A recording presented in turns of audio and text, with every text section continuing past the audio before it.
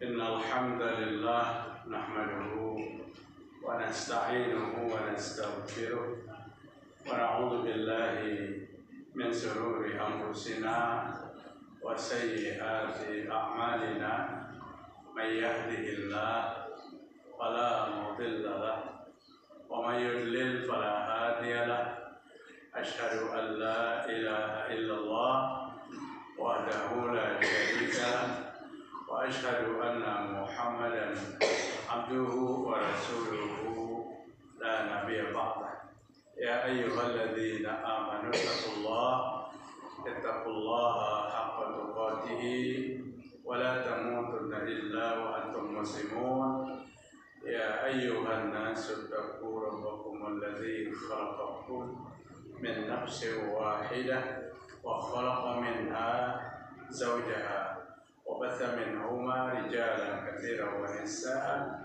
واتقوا الله الذي تساءلون به والأرحام إن الله كان عليكم رقيبا. Amma ba'd.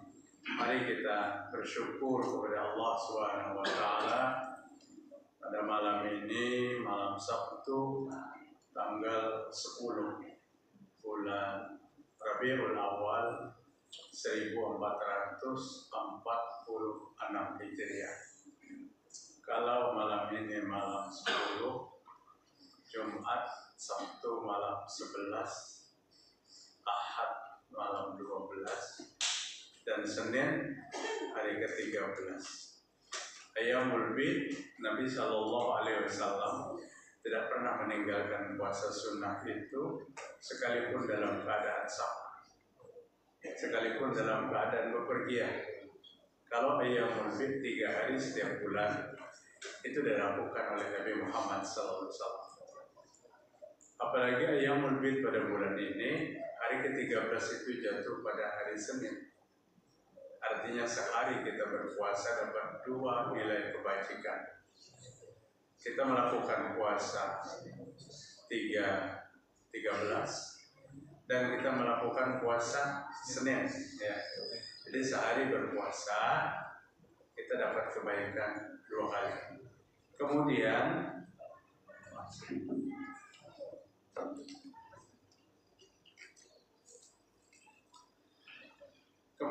hari Selasa hari ke-14, Arba hari ke-15 habis Bidnya, tapi disambung lagi hari Kamis puasa sunnah lagi. Artinya Rabiul Awal bertabur puasa sunnah.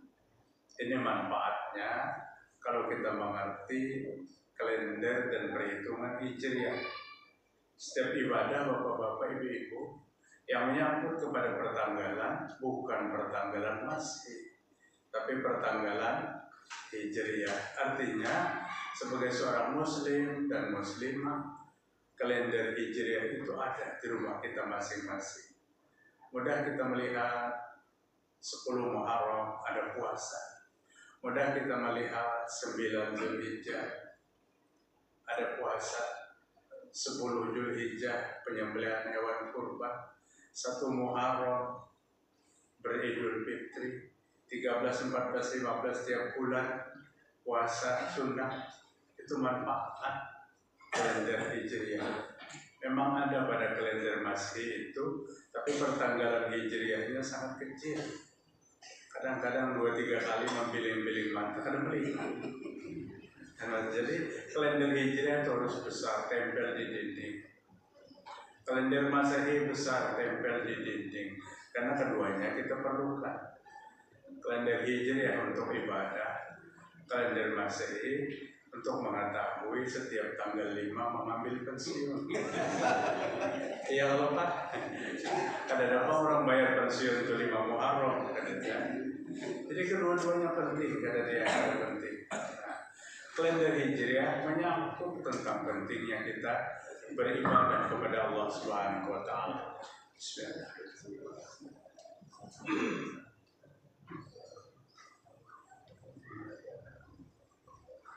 Kemudian kita bersyukur pula kepada Allah Subhanahu wa taala pada malam ini, malam Sabtu, Allah Allah telah memilih kita.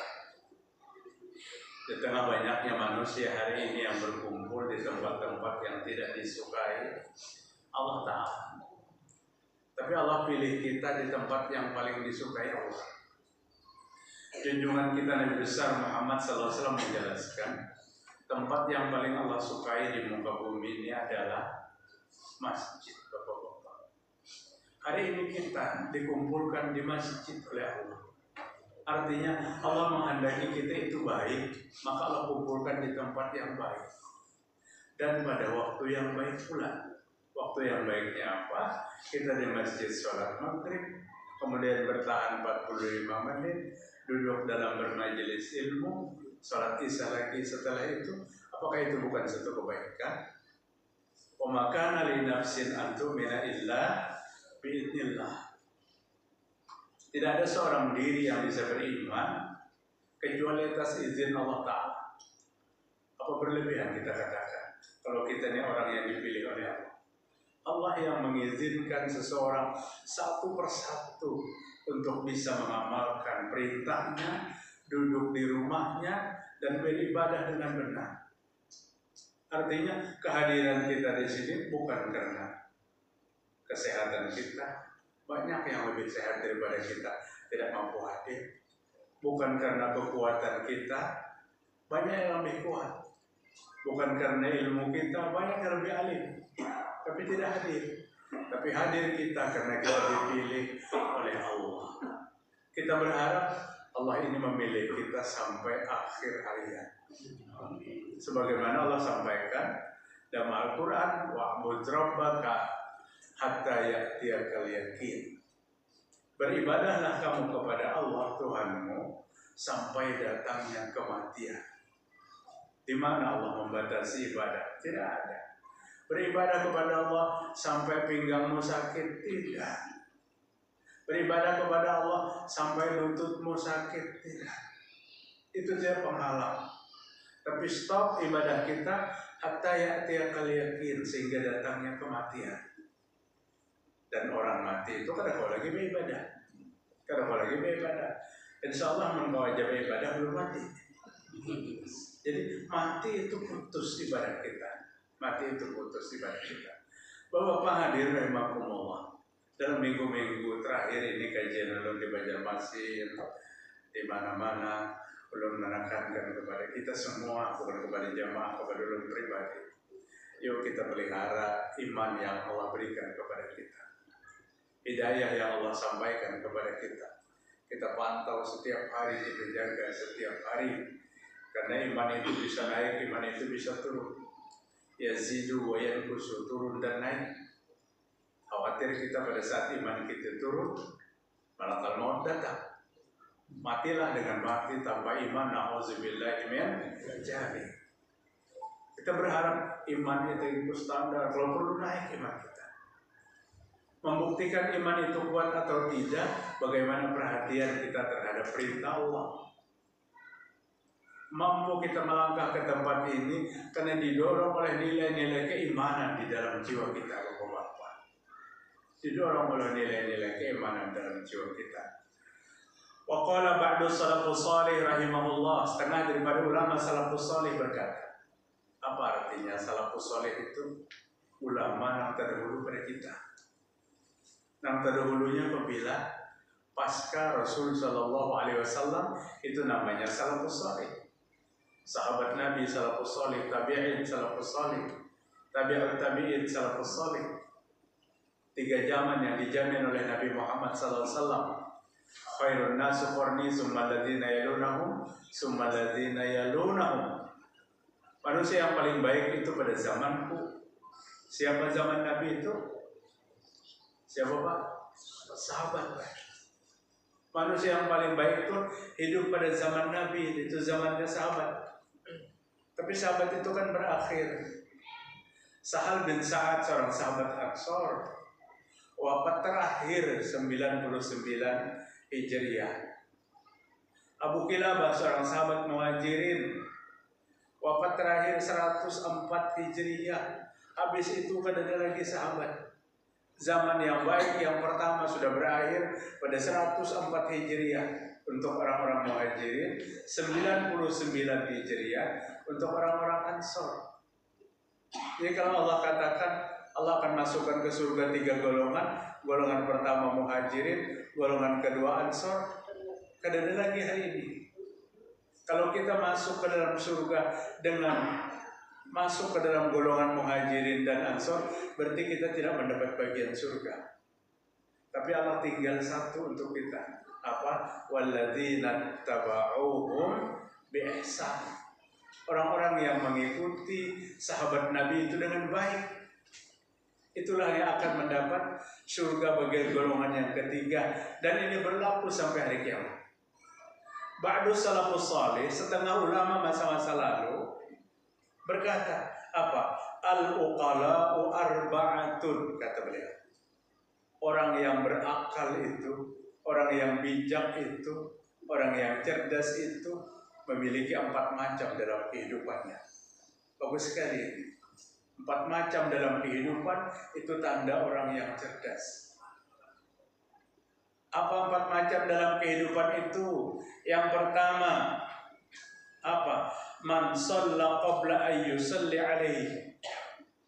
Orang yang memperbanyak sholat di waktu hidupnya sebelum dia disolatkan. Selagi hidup perbanyak ibadah sholat, karena nanti setelah mati kita disolatkan.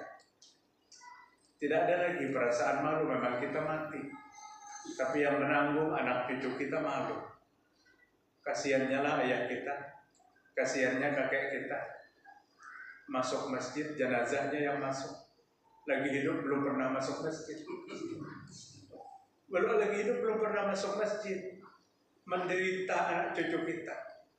Jenazahnya, untung orang mau bawa ke masjid jenazahnya. Itu pun disolatkan. Bukan sholat lagi. Kata salafus salih, sholatlah perbanyak sebelum disolatkan. Sebelum disolatkan, artinya sebelum datangnya kematian. Kenapa? Begitu ditekankannya kepada kita tentang ibadah sholat.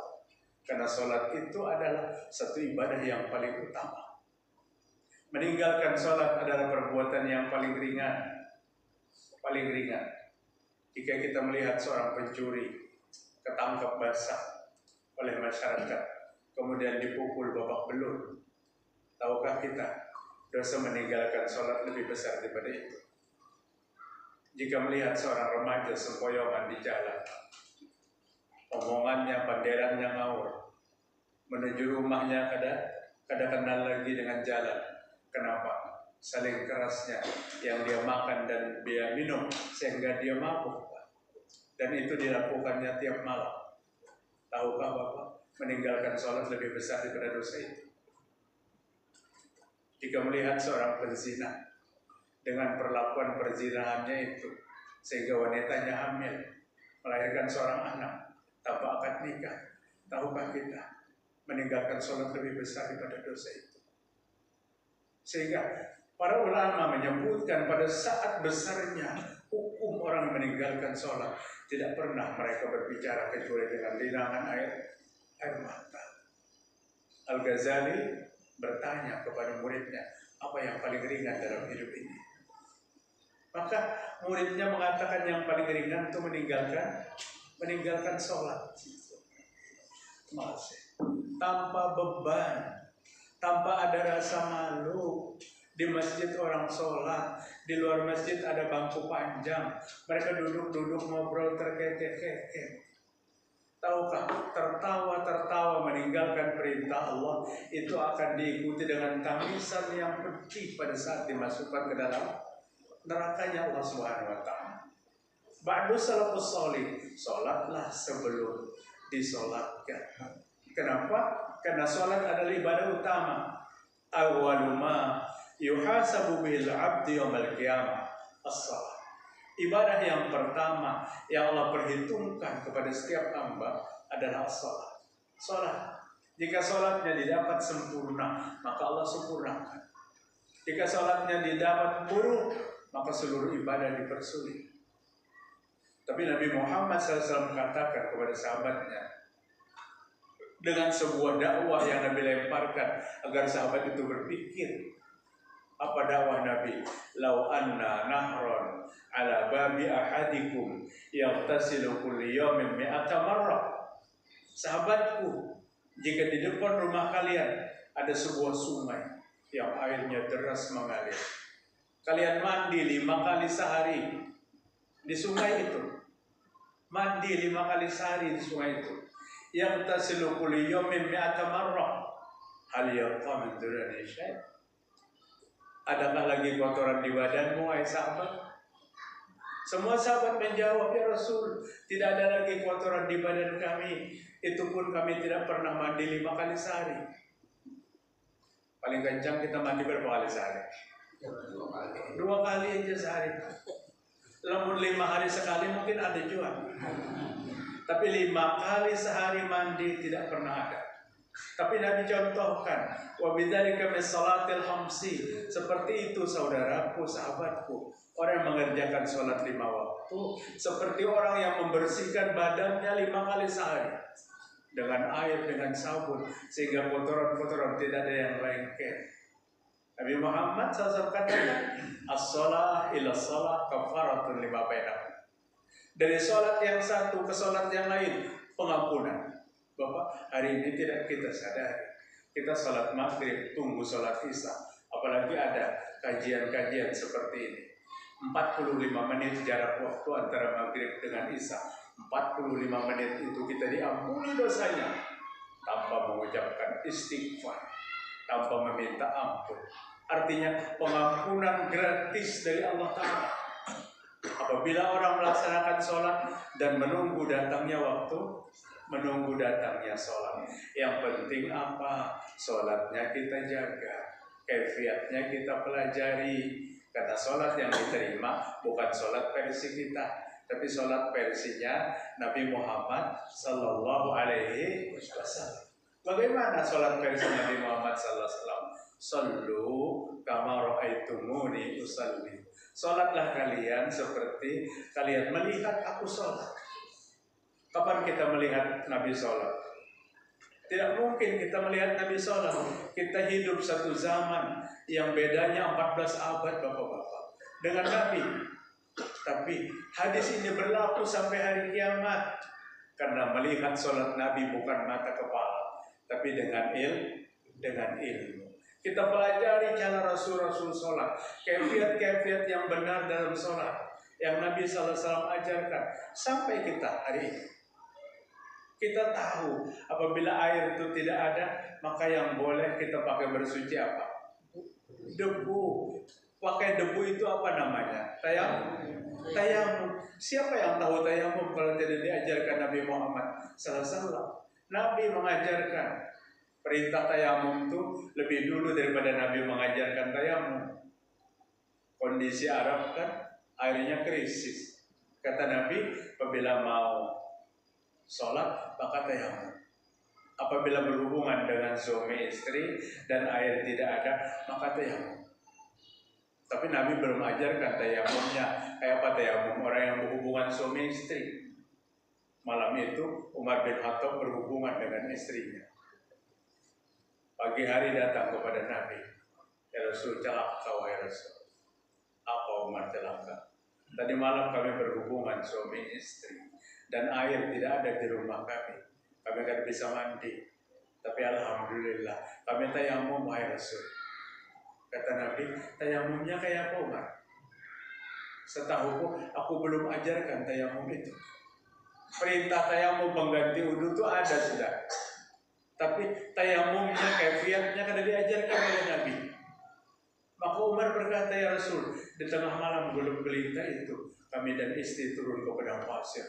Kemudian kami berputar-putar ke padang pasir. Tabassama sallallahu alaihi wasallam. Nabi tersenyum dengan cerita Umar itu. Apa kata Nabi? Umar, untuk kali ini tayamummu sah. Tapi untuk besok tayamumnya beda. Kenapa? Nabi mengatakan tayamum untuk mandi junub dan tayamum untuk wudu itu sama. Sama. Ada Umarnya biar meresap ke sekujur tubuh, putar-putar. Bapak-bapak hadirin rahimakumullah. Jadi mari kita kerjakan sholat sebelum kita disolatkan. Sholat yang kita kerjakan akan berpengaruh pada proses kematian, proses kepada alam barzah, proses kepada padang mahsyar, dan puncaknya proses ke dalam surganya Allah Subhanahu wa taala. Nabi Shallallahu alaihi wasallam tidak pernah meninggalkan sholat seumur hidup. Bahkan Nabi sholat berjamaah sampai titik-titik terakhir dari kematian. Kenapa mengatakan titik terakhir dari kematian? Nabi tidak mampu lagi mengimami sholat waktu itu, tapi Nabi tetap berjamaah dengan meminta kepada Abu Bakar sebagai pengganti untuk mengimami sholat. Artinya kalau ada orang yang berkata, oh golongan kami, hubungan kami, kajian kami, kada bisa sholatan lagi, kami telah sampai. Apa? Kata Imam Junaid al-Baghdadi kalau ada orang yang berkata seperti itu. Betul dia sampai. Tapi telah sampai ke nerakanya Allah Subhanahu wa ta'ala. Ada orang yang tidak sholat dan mengatakan sudah sampai. Ini sampai ke neraka. Karena hukuman meninggalkan sholat itu sangat besar. Seorang ulama salafus salih begitu beliau memerintahkan sholatlah yang banyak sebelum disolatkan. Permisi, Bismillah. Putih aja deh. Terima kasih. Dalam jahenya ada.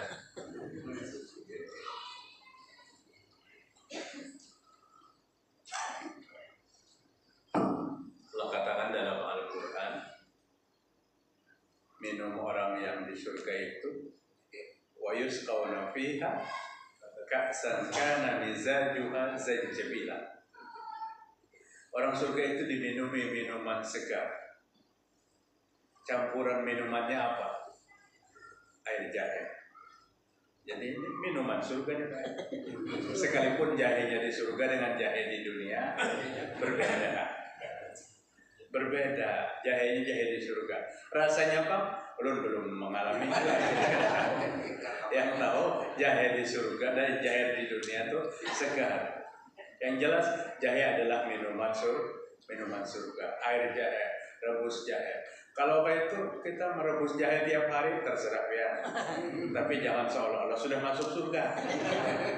Karena surga itu perlu ketaatan dan kepada Allah Subhanahu wa taala. Kemudian yang kedua orang yang cerdas itu. Wa man taraka dunya qabla an tatrukahu. Orang yang melepaskan dunia sebelum ditinggalkan dunia. Kadang-kadang kita tuh terlalu kuat memegang dunia.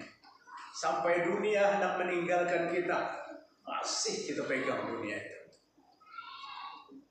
Seorang salafus saleh menyebutkan, lepaskan dunia sebelum meninggal dunia. Kenapa? Karena di saat meninggal dunia itu ada proses yang perlu konsentrasi. Konsentrasi kepada kalimat tauhid, biar matinya tidak termasuk orang yang menyekutukan Allah.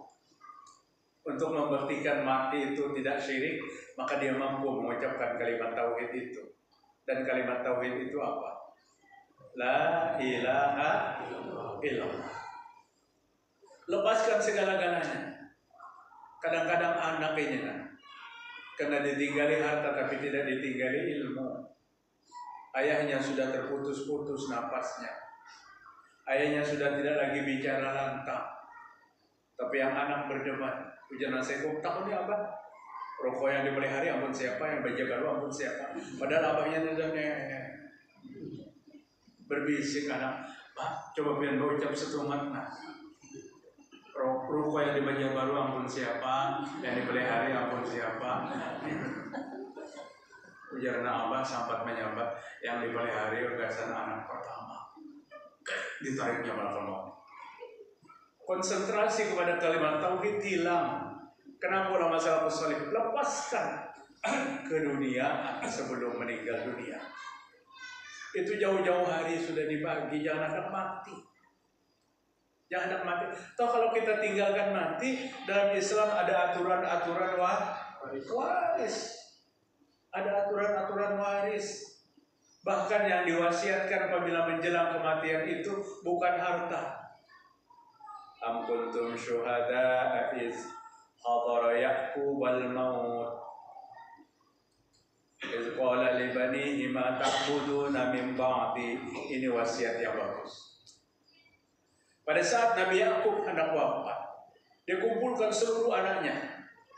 Nabi Yusuf dan ada 12 saudara yang lain dikumpulkan pada saat ayahnya mau mati. Kemudian Nabi Yakub bertanya kepada anaknya, "Ma ta'buduna min ba'di?" Anak-anakku, jika aku mati, kalian menyembah apa? Kalian menyembah siapa? Qalu, semua anaknya berkata, "Na'budu ilahaka wa ilaha abaika Ibrahim wa Ismail wa Ishaq." Ayah, kami akan menyembah Tuhan yang sampean sembah dan Tuhannya Nabi Ibrahim, Nabi Ismail dan Nabi Ishak. Tersenyum Nabi Yakub mendengar jawaban itu. Artinya, anakku akan beriman sepeninggalku. Anakku akan istiqomah memegang teguh akidah sepeninggalku. Itu yang perlu kita wasiatkan. Kadang kalau panjang-panjang wasiatnya, nak jangan tinggalkan sholat sayanglah.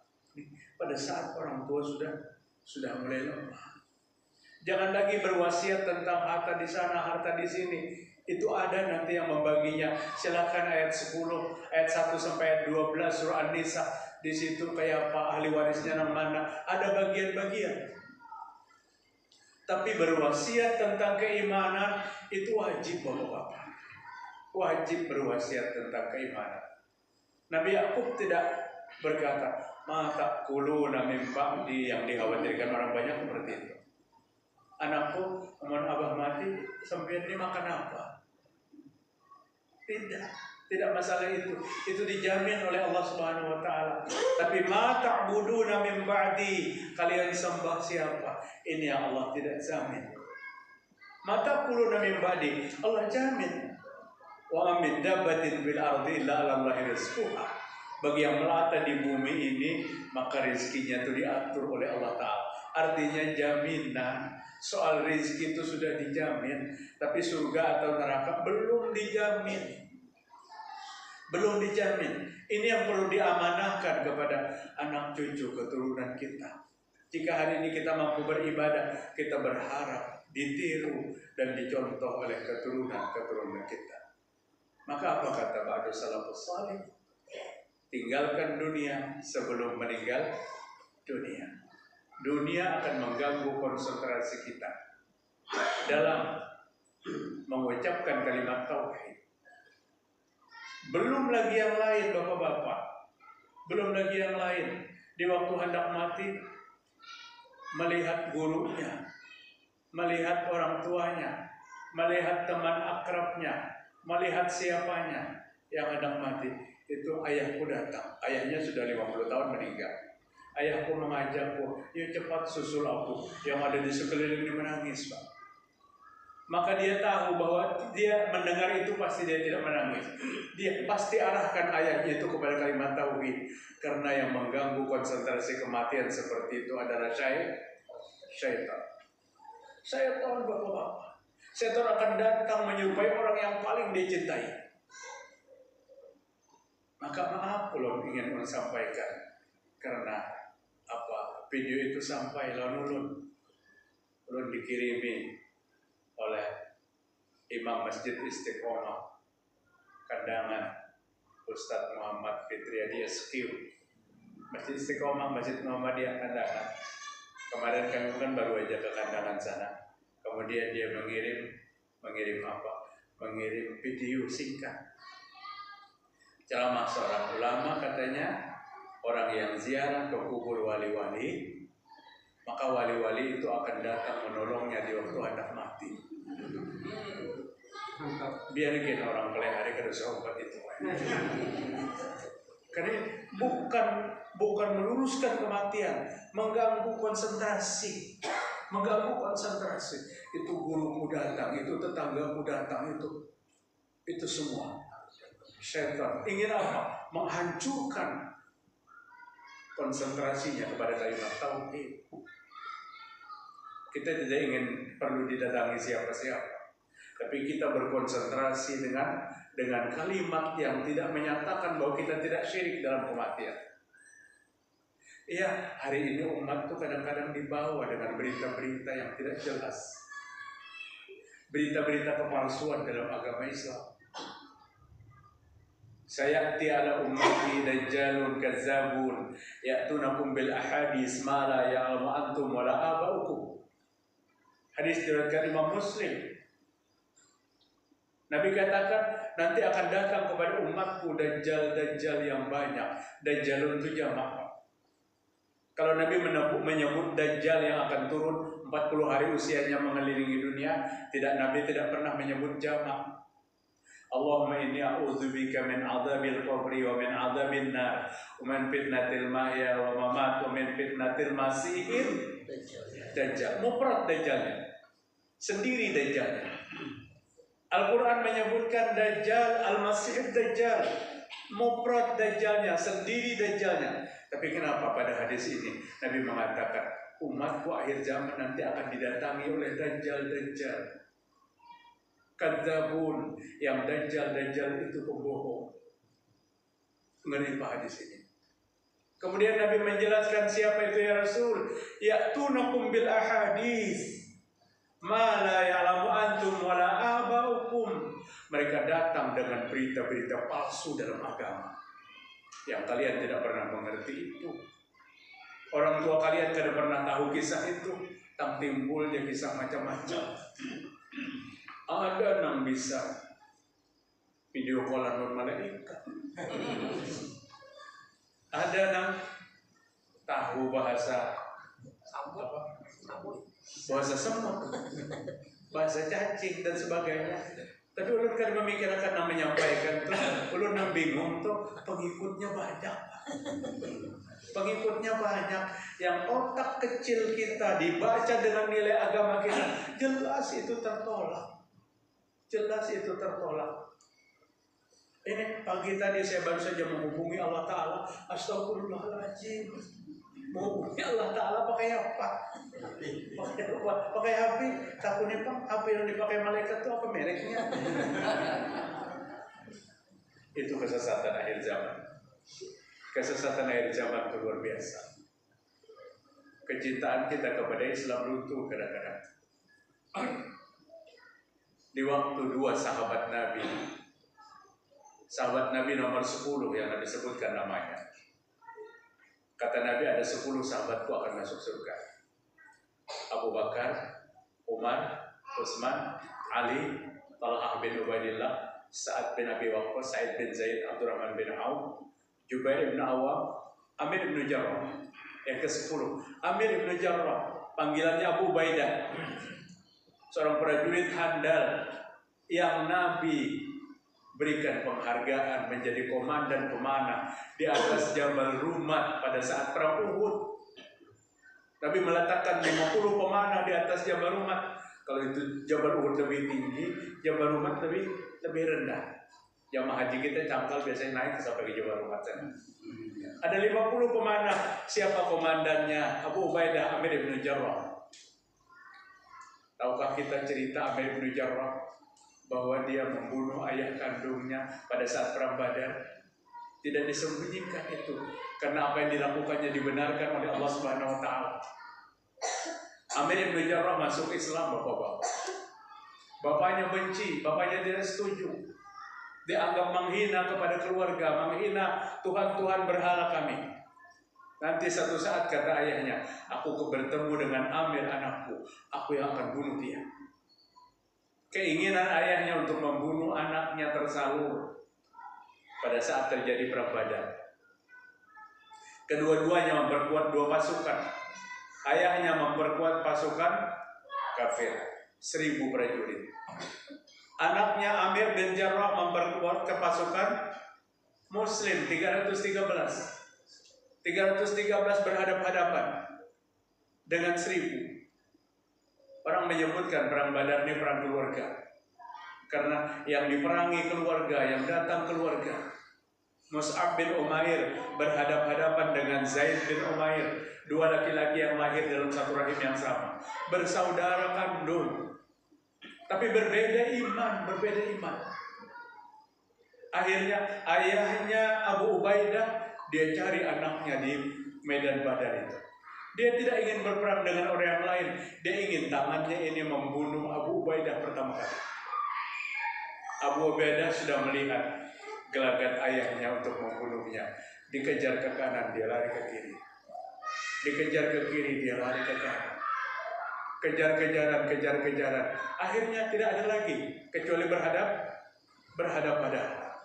Di waktu berhadap-hadapan di ayahnya mencaci maki Islam, mencaci maki Nabi Muhammad SAW, di samping mencaci maki anak kandungnya. Abu Ubaidah diam dengan caci maki itu. Tapi dalam benak Abu Ubaidah, hari ini aku tidak berhadapan dengan ayahku, tapi aku berhadapan dengan musuh agamaku. Dan agama itu harga mati. Jangan NKRI aja. Kalau NKRI harga mati, silakan. Iman harga mati. Iman itu harga mati. Tidak ada yang boleh goyang iman, menggoyang iman kita. Duelah dua beranak itu, berkecamuk kedua-duanya. Abu Ubaidah lebih muda karena anaknya, tapi ayahnya tua, strategi perang lebih menguasai. Qadarullah, Allah yang menentukan. Tangan Abu Ubaidah lah yang membunuh ayahnya. Terbunuh ayahnya pada perang Badar. Sangat pilu dia, sangat sedih dia. Diam dia, tidak berkata sedikit pun. Mungkin dalam benaknya, ayahku dan aku membunuhnya. Malaikat Jibril datang pada saat itu membawa surah Al-Mujadalah ayat 22, yang Jibril mengatakan, betul kata Allah, wahai Abu Ubaidah, apa yang kamu lakukan? Dia itu adalah musuh agamamu. Apa ayatnya yang berbunyi, la tajidu qaumun yu'minuna billahi wal yawmil akhir. Wahai Muhammad, kamu tidak akan mendapatkan satu kaum yang beriman kepada Allah dan beriman kepada hari akhir, iwadduna, bermesra-mesra dengan musuh agamamu. Karena ada orang yang beriman seperti itu, kata Allah Ta'ala. Al-Mujadalah ayat 22. Tidak ada orang yang beriman yang bermesra-mesra dengan musuh agama, dengan orang yang tidak percaya kepada Allah, dengan orang yang tidak percaya kepada Rasul. Maka Allah katakan apa yang dilakukan oleh Abu Ubaidah, ujung ayat apa? Wa in kana aba'uhum wa abna'uhum wa ikhwanuhum, sekalipun orang yang berbeda agama itu ayah mereka, anak mereka, saudara mereka, pada saat dia mencaci maki dan ingin menghancurkan Islam, maka yang berhadapan bukan anak dengan orang tua, yang berhadapan dengan dua prajurit yang membela keyakinannya. Islam, Abu Ubaidah, ayahnya membela keyakinan penyembah berhala. Mati ayahnya. Abu Ubaidah hampir sakit hati pada saat ayat itu sampai. Itu Pak Bapak, itu Pak ayah kandung Pak. Nah kejadian di Jakarta ini kada bapak, kada ayah kandung yang datang. Paham gak ya?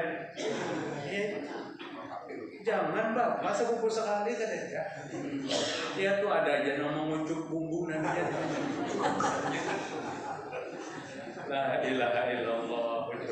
Belum persis di Makkah tuh Pak. Persis di Makkah, di lobi hotel.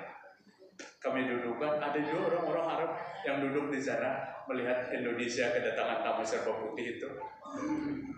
Kemudian pada saat seorang imam besar masjid Istiqlal mengunjuk bumbunannya, mencium bumbunannya, orang-orang Arab, Indonesia jangan lakukan itu ya. Tapi apa nanti kita bisa katakan, kita di sana sedih orang melihat ada kemesraan yang dibangun pada saat mereka memusuhi Islam. Sekalipun dalam Islam itu orang kafir itu dipahami dua, ya Pak ya. Orang kafir itu dipahami dua. Yang pertama kafir harbi, yang kedua kafir zimmi. Harbi zimmi. Kalau harbi yang mengajak berperang. Paus datang atas nama umat Katolik seluruh dunia, iya kan? Dia pemimpin Katolik dunia. Dia datang atas nama umat Katolik seluruh dunia. Dapatkah dia menjamin di hati-hati orang-orang Katolik untuk tidak memusuhi Islam? Ya, jika dia dapat menjamin. Tidak semesra itu. Tidak semesra itu.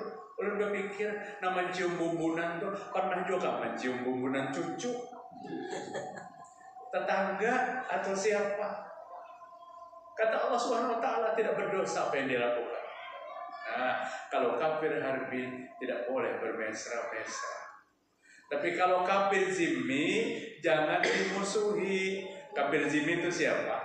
Orang yang tinggal satu RT lawan kita, bertate rumah, balat rumah, tinggal satu kantor, berjualan di toko barang, perumahan berdekatan, berbeda agama, jangan dimusuhi. Ini kafir yang bisa beradaptasi. Bahkan kalau dia sakit, besok tengok. Kemudian apabila dia mati, jangan umpat. Jadi sampai menengoknya sakit aja. Setelah Abu Thalib wafat tanpa mengucapkan kalimat la ilaha illallah, Nabi serahkan jenazah Abu Thalib kepada anaknya. Siapa? Ali bin Abi Thalib.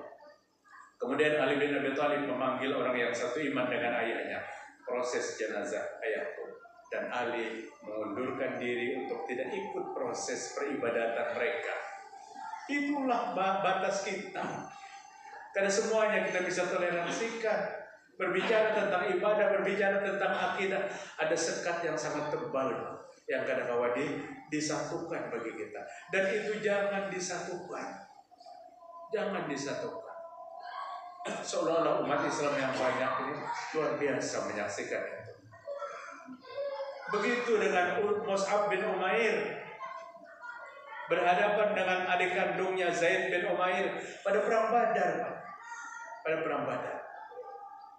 Dan itu terjadi. Jemaah sekalian rahimakumullah. Kemudian yang berikutnya, bolehlah diteruskan Pak? Kadang habis gambarnya kita potong. Kayaknya untuk bulan depan ulun umrah lagi tanggal 19 masih sempat di sini. Sabtu pertama kedua. Kita kedua kan, pertama kedua kan. Oh kalau kedua yang salah sempat. Mudah ulun sehat sempat. Karena berangkat tanggal 19 Oktober. Salah sempat. Yang kedua, waman bana qabrahu qabla an yadkhulahu. Orang yang cerdas itu orang yang membuat kuburnya indah sebelum masuk kubur. Buat kubur kita itu indah. Buat kubur kita itu bagus sebelum kita masuk kubur. Semua kita paham dengan pernyataan salafus saleh ini. Membuat kubur indah bagus bukan mengkeramik areal kuburan. Kemudian dibuat kubah lebih dulu, nanti lubangnya digali di situ apabila mati. Itu tidak itu yang dimaksud. Buat kubur itu indah sebelum masuk kubur. Sedekah menanteramkan di alam kubur. Kemudian surah apa? Surah apa? Al-Mulk. Kita tidak disiksa di kubur. Bacaan Al-Quran yang lain membuat alam kubur kita terang benderang. Menjaga sholat malam membuat kita nikmat di alam kubur. Ini yang dimaksud oleh beliau. Bina kubur sebelum masuk kubur. Bukan membuat bangunan dalam kubur, bukan membuat bangunan di atas kubur, bukan. Kalau kita ziarah ke kuburan Baki, Bapak, belum terakhir tadi ziarah masih ada. Ada papan tulis lebar, tulisannya satu hadis bunyinya. Naha sallallahu alaihi wasallam ayu jassasal qabra wa ayyaquta alaihi wa la ayyubna alaihi. Hadis sahih diriwayatkan Imam Muslim. Ujar Nabi sallallahu alaihi wasallam, ujar sahabat Nabi sallallahu alaihi wasallam, Rasul melarang untuk menghiasi kuburan. Membuat bangunan di atas kuburan. Duduk-duduk dan tidur-tidur di atas kuburan. 3 yang dilarang Nabi. Hadisnya hadis sahih. Jangan beda-bedakan. Itu hadis sahabat tidak, itu hadis Nabi kita. Yang beriman kepada Nabi harus percaya kepada hadis ini. Kalau mencoba untuk mengalih-alihkan, oh itu hadisnya bubuhan Wahabi, ini pertaruhannya. Pertaruhannya iman kita. Kenapa hadis ini kada berani diangkat di tempat kita? Nabi melarang menghiasi kuburan. Kayak mall Pak Gemerlapan. Semua bentuk bunga-bunga ada. mawar, melati, semuanya itulah bukan kanakan. No, dihiasi. Kemudian lampu gemerlapan. Dibuat bangunan di atasnya. Wa yumna alaih. Nabi melarang membuat bangunan di atas kuburan. Wa yauda alaih. Nabi melarang duduk-duduk kemudian berbaring-baring di atas kuburan. Apakah hadis ini tidak berlaku di tempat kita? Tidak. Hadis ini berlaku di mana-mana. Tinggal orang yang beriman kepada Nabi itu percaya tidak dengan apa yang Nabi ucapkan. Jika tidak percaya, maka imannya akan gugur. Jika dia percaya, tapi dia kedua melaksanakan di benua, lebih ringan sedikit. Tapi apa artinya kita dengan sembunyi-sembunyi untuk tidak menyampaikan hal yang penting seperti itu? Maka binalah kuburmu sebelum kamu masuk ke dalam kubur. Amal ibadah yang banyak. Kemudian yang terakhir, waman arda rabbahu qabla yalqahu, buatlah Tuhanmu senang sebelum bertemu dengan Allah. Kita tidak bisa menghindari nanti pada hari pembalasan akan bertemu dengan Allah. Pertemuannya aja yang berbeda-beda. Ada pertemuan yang mesra seperti dua kekasih yang sangat merindukan, dia tumpahkan rasa kasih sayang, bertemu dia dengan Allah Ta'ala. Pertemuan seperti ini yang Allah sampaikan dalam 110 surah Al-Kahfi.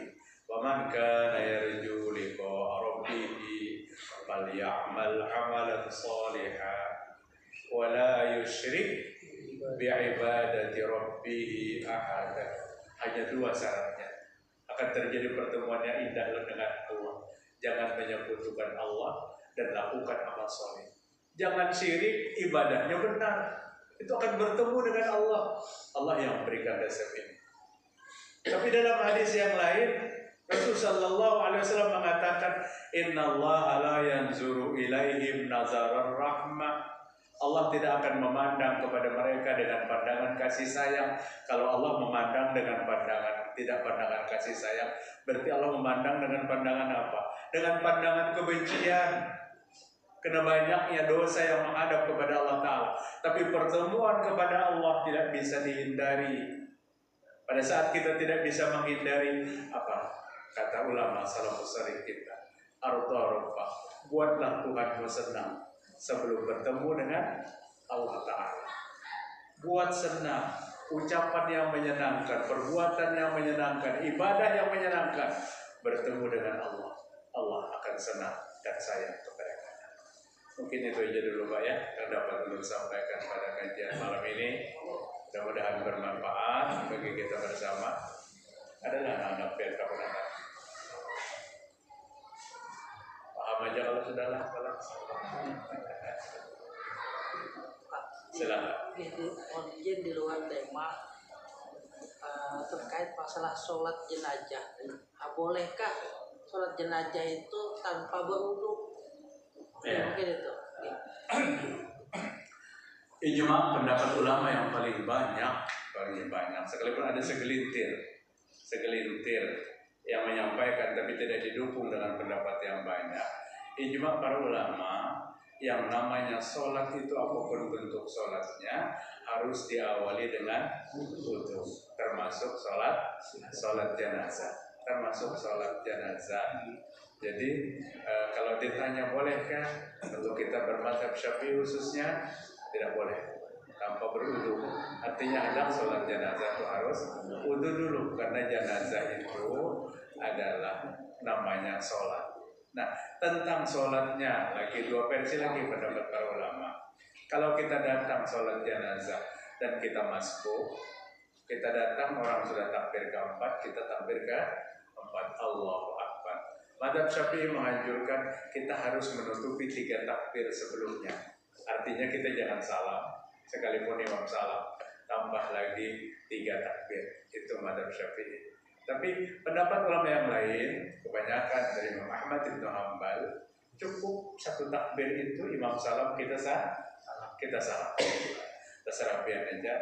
Amun ulun tambahi apabila dalam kata Allahu Akbar. Assalamualaikum warahmatullahi wabarakatuh. Jadi imam kita akan Allahu Akbar. Nah ketinggalan tadi apa?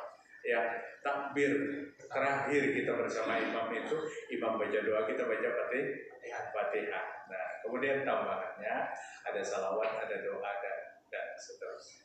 Bagus juga Pak. Bagi yang anak umrahnya sholat jenazah itu belajar. Karena ada belajar dan kebiasaan di kampung, maka nyari bacaannya. Takbir pertama Al-Fatihah, takbir kedua Qul Huwallah, takbir ketiga Qul A'udzu Birabbil Falaq, takbir keempat Qul Nyimahir Fatihah 4, Rp5.000. Mari kita bacakan Fatihah 4. Ketawaan orang Pakistan yang ada di India, kenapa versi Indonesia sholat jenazahnya mau Fatihah 4? Karena ada belajar, karena dipelajari. Ada lagi Pak? Boleh? Silakan. Cukup.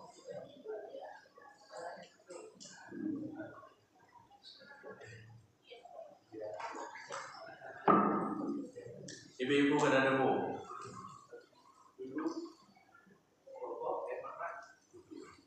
Boleh dibanjar jauh Bu sampai ke Palehari. Jadi pemimpin tahun itu udah paling suka. Sudah cukup kira-kira lah. Mudah-mudahan bermanfaat Bapak Ibu apa yang dapat disampaikan. Kita berdoa kepada Allah Subhanahu wa taala, hidayah Allah selalu menyertai hidup kita sampai akhir hayat, dan mudah-mudahan di penghujung hidup kita dimampukan oleh Allah, diberikan hidayah oleh Allah untuk mampu mengatakan kalimat tauhid la ilaha illallah subhanakallahumma wa bihamdik asyhadu an la ilaha illa anta astaghfiruka wa atubu ilaik. Assalamualaikum warahmatullahi wabarakatuh.